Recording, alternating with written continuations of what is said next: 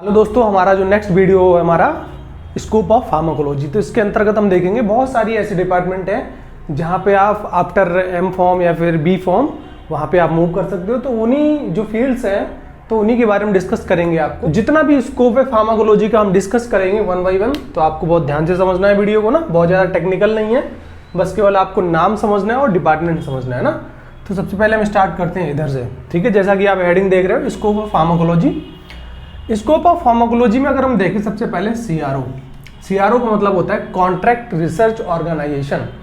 ये मतलब क्या होते हैं, थर्ड पार्टी होते हैं, लाइक एक इनका स्पॉन्सर होता है और ये क्या करते हैं, रिसर्च करते हैं अपने सेंटर पे।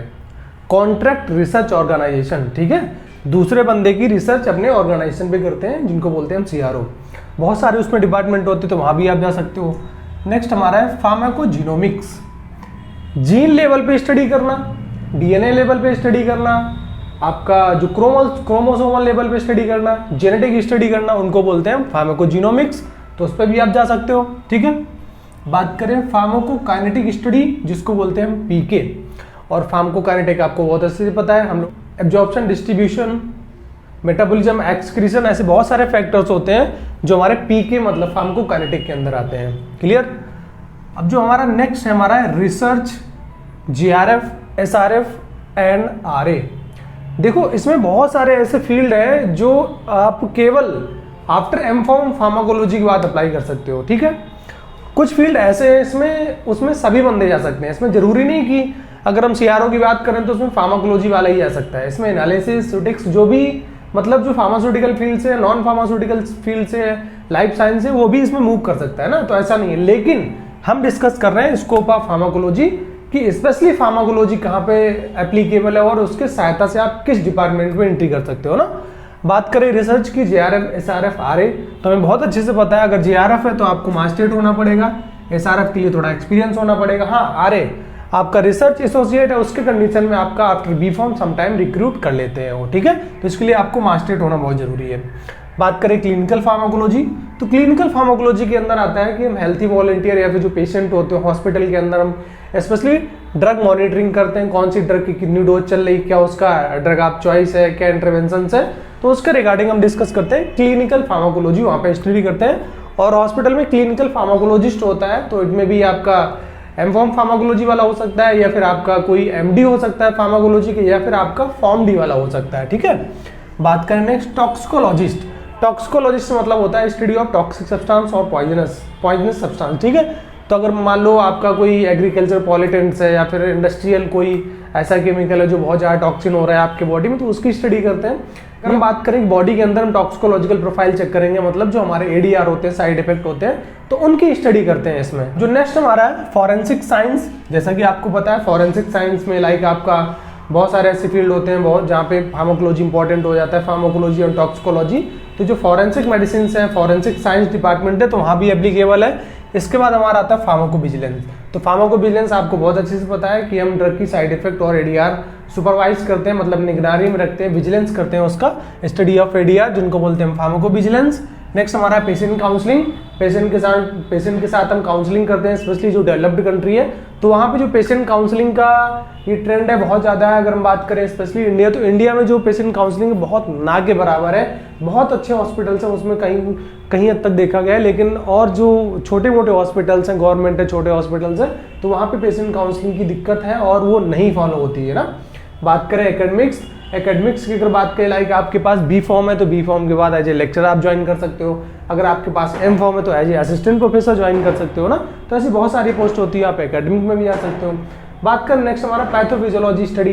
पैथोफिजियोलॉजी में आपको पता है हम डिजीज के बारे में पढ़ते हैं। जब भी हमारी कोई नई दवा डिस्कवरी होती है, रिसर्च होती है, न्यू ड्रग डेवलपमेंट होता है, तो हमें सबसे पहले बीमारी के बारे में पता होना चाहिए, उसके टारगेट साइट्स क्या है, क्या रिसेप्टर है, कहाँ लोकेशन है, कौन सा हमारा सेलुलर मॉलिक्यूलर पाथवे फ्लैक्चुएट हो रहा है, अल्ट्रेशन हो रहा है, तो उसकी स्टडी करते हैं पैथोफिजियोलॉजी में, तो आप वो भी कर सकते हो।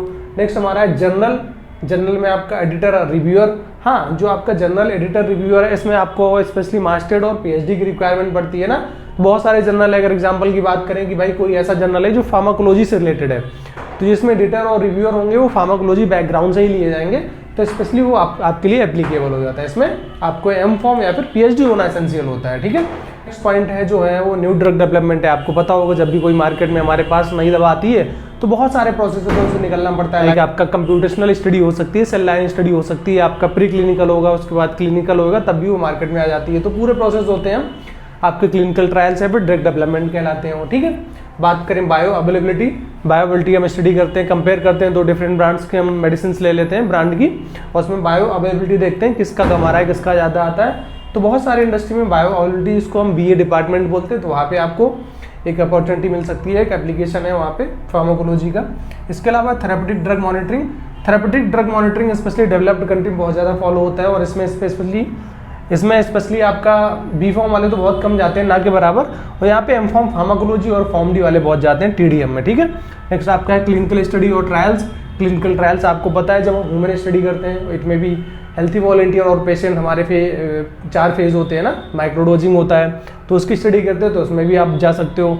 नेक्स्ट हमारा है प्री क्लिनिकल आपको पता होना चाहिए, जब भी हम प्री क्लिनिकल की बात करते हैं तो मतलब एनिमल की बात करते हैं। कोई ड्रग मॉलिक्यूल हमारा किस पे टेस्टिंग होगा, वो एनिमल पे टेस्टिंग होगा, मतलब ह्यूमन पे नहीं होगा। ह्यूमन की बात करेंगे तो हम क्लिनिकल की बात करते हैं। अगर बात करें प्री क्लिनिकल, तो pre clinical always perform in animal. Clinical हमारा किस पे परफॉर्म होगा, वो आपका एनिमल स्टडी हो सकती है।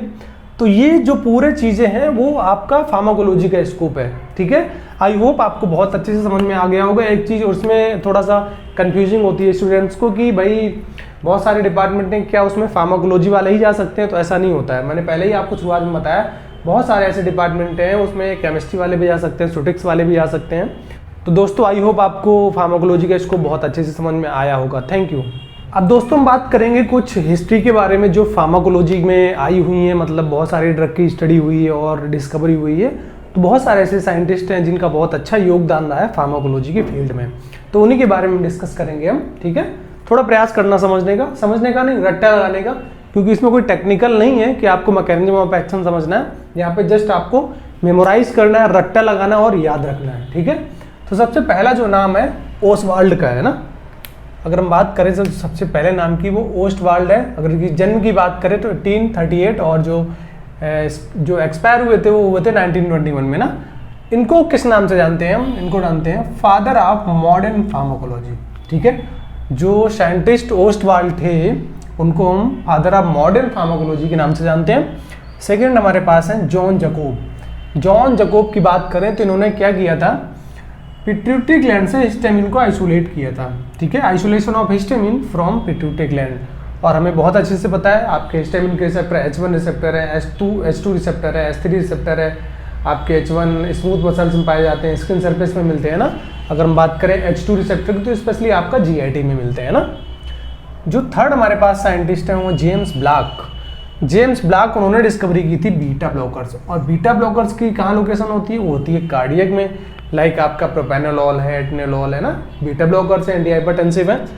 देखो बीटा ब्लॉकर्स इसीलिए नाम पड़ा इनका क्योंकि इनके नाम में ही ब्लॉक था, ठीक है। तो इन्हीं इसीलिए इसका नाम पड़ गया बीटा ब्लॉकर्स।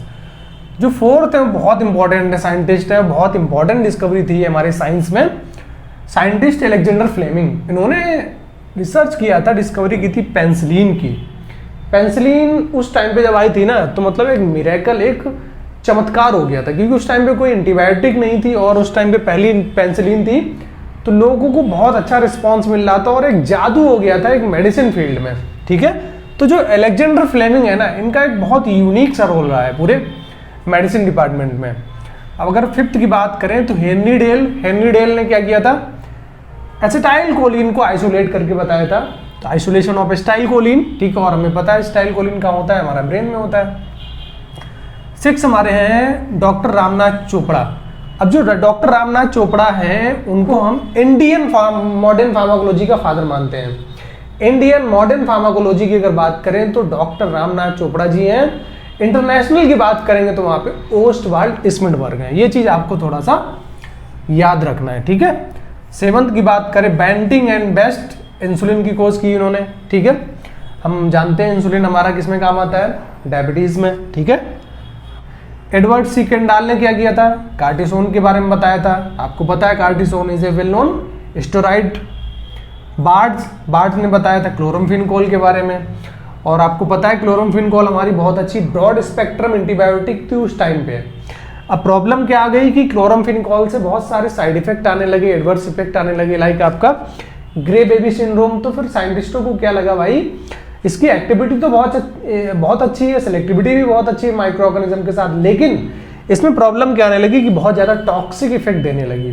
फिर साइंटिस्ट के मन में आया ठीक है भाई अब इसको थोड़ा सा रिप्लेस किया जाए, कोई और दवाई लाई जाए। तो इससे जो क्लोरामफेनिकोल का है क्रेज थोड़ा सा डाउन हो गया, ग्राफ डाउन हो गया था। अदरवाइज क्लोरामफेनिकोल बहुत अच्छी एंटीबायोटिक थी उस टाइम की। अगर हम बात करें कोड की तो इन्होंने लिथियम के बारे में बताया था, और लिथियम में पता है वेल नोन मूड स्टेबलाइजर है, हमारी न्यूरो की दवाई है लिथियम कार्बोनेट, ठीक है। बात करें हमारा 11 डुगर साइंटिस्ट थे, उन्होंने बताया था टेट्रासाइक्लिन्स के साथ। अगर हम एंटीबायोटिक्स की बात करें, फर्स्ट एंटीबायोटिक हमारी पेनिसिलिन थी, उसके बाद क्लोरामफेनिकोल, टेट्रासाइक्लिन्स। तो ये तीनों एंटीबायोटिक बहुत अच्छी काम करती थी उस टाइम पे। और स्टिल टेट्रासाइक्लिन्स की बात करें, स्पेशली हम डॉक्सी एंड मिनोसाइक्लिन, तो अभी भी बहुत ही अच्छा काम करती है, बहुत ही उनकी सक्सेसिव रेट बहुत अच्छी है, स्पेशली आपका यूटीआई के केस में। अगर हम आप बात करें स्टडी के केस में तो टेट्रासाइक्लिन तो अभी भी बहुत अच्छी है। लेकिन अब हमारी जो एंटीबायोटिक्स है वो रिप्लेस होने लगी हैं, बहुत अच्छी अच्छी एंटीबायोटिक आ गई, लाइक आपका बीटा लैक्टम में बहुत अच्छी एंटीबायोटिक आ गई है, ओरल में, पेरेंटल में। तो बहुत सारी एंटीबायोटिक जो ओल्ड थी वो रिप्लेस होने लगी क्योंकि इनकी जो थोड़ी सी टॉक्सिसिटी ज़्यादा थी। तो आई होप दोस्तों इसका थोड़ा हिस्ट्री का पॉइंट जो बैकग्राउंड है आपको थोड़ा समझ में आया होगा। आपको जस्ट रट्टा लगाना है, यहाँ पे कोई इंटेलिजेंस स्किल का काम नहीं है। आई होप आपको अच्छे से समझ में आ गया होगा। Thank you.